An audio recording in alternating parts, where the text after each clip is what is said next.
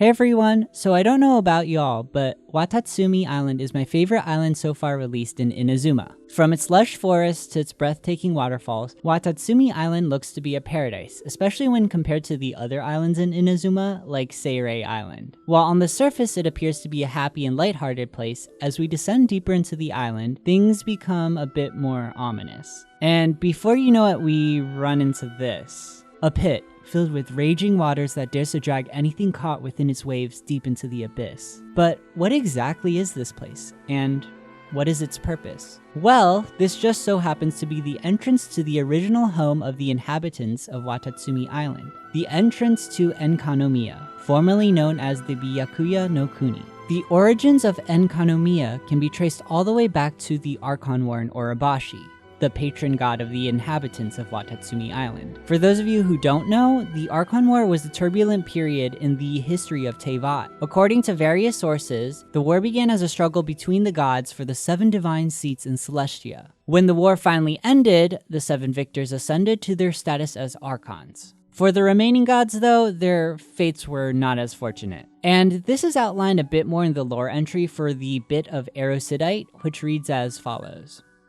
The coastal nations of Teyvat refer to the region beyond the protection of the 7 as the Dark Sea. It is said that many defeated gods refused to live under the new Order of the 7, so they fled to remote islands and became evil gods. However, their powers came from the same source as Rex Lapis, separate from all this all-devouring darkness.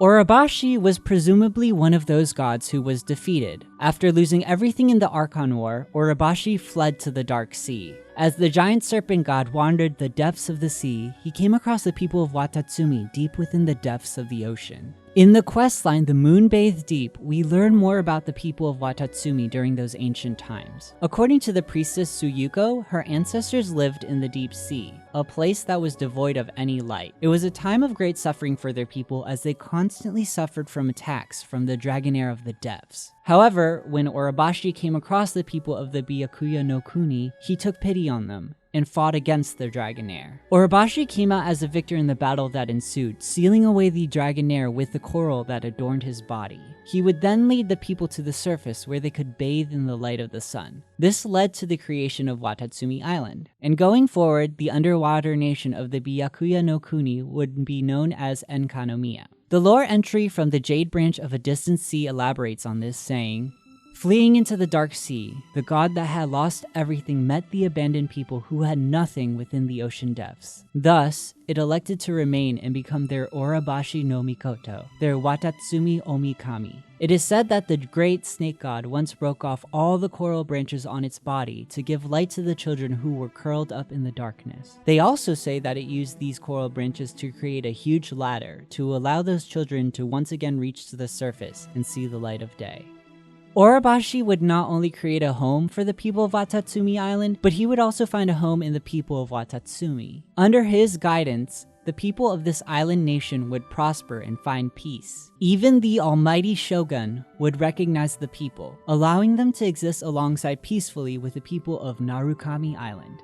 But peace would not last. It's unclear as to what exactly happened. Perhaps the corruption from the abyss eroded Orobashi's will, or maybe it was a transfer of power from Baal to Beelzebul. Either way, the Great Serpent would invade Yashiori Island in an act of aggression. This would begin a brutal war that would only end in Orobashi's demise. The lore entry from the Golden Branch of a Distant Sea outlines this, saying, the meaning that lies behind the name Watatsumi is simply the unrequited hopes that the abandoned people who dwelt in the deep sea pinned upon the great serpent god that led them. And it was also because the serpent god now had the people who worshipped it that it stayed in the world it should have long fled, breaking off the coral branches that adorned its body, treading upon land where it should not have, and facing a foe it could never hope to match. Till at last, its divine form was sundered. Along with the mountains, its ichor turned into plasma, and its will and power became a curse that could never be extinguished.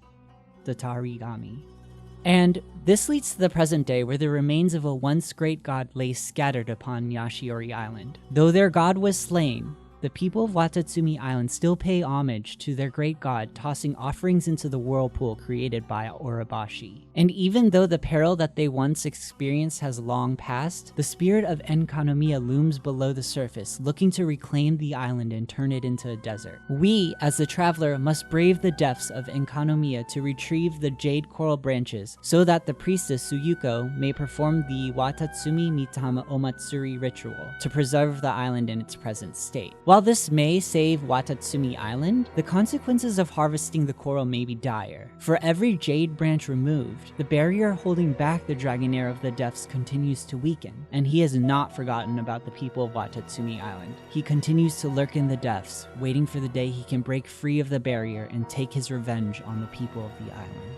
I have a feeling we'll be diving, no pun intended, more into the backstory of Watatsumi Island. As the traveler continues on their quest to help the shrine with their ritual, we are going to uncover the secrets hidden below. We know that over time, the barrier holding back the Dragonheir has weakened, and seeing as we will be diving into Enkanomiya, I think we will get a glimpse of what lies below. Now, it's not explicitly stated what the Dragonheir is, but suffice to say, whatever it is, it must be powerful. Also, interesting side note, in one of the teasers for Inazuma, I think we get a small glimpse of the Dragonheir, and honestly, it gives me the spooks. In the lore series, and the stories we explored earlier, it seems that Orobashi was unable to kill this monstrosity. So clearly, whatever it is, it's at least on a power level similar to that of a god. All things considered, we were only able to defeat A with the assistance of the ambitions of the visions that were taken. This raises the question of whether or not we are capable of facing such a force. But I'm not sure who would even assist us in this battle this time. I doubt Kokomi or Goro alone would be able to take down such a force. But if that's the case, how will the traveler defeat the Dragonheir? Now this may be a long shot, but I suspect that Orobashi may play a role in this battle. When a god dies, they leave behind their energy and will. On Yashiori Island, Orobashi's death manifests itself in the hateful malevolent energy known as the Tatarigami.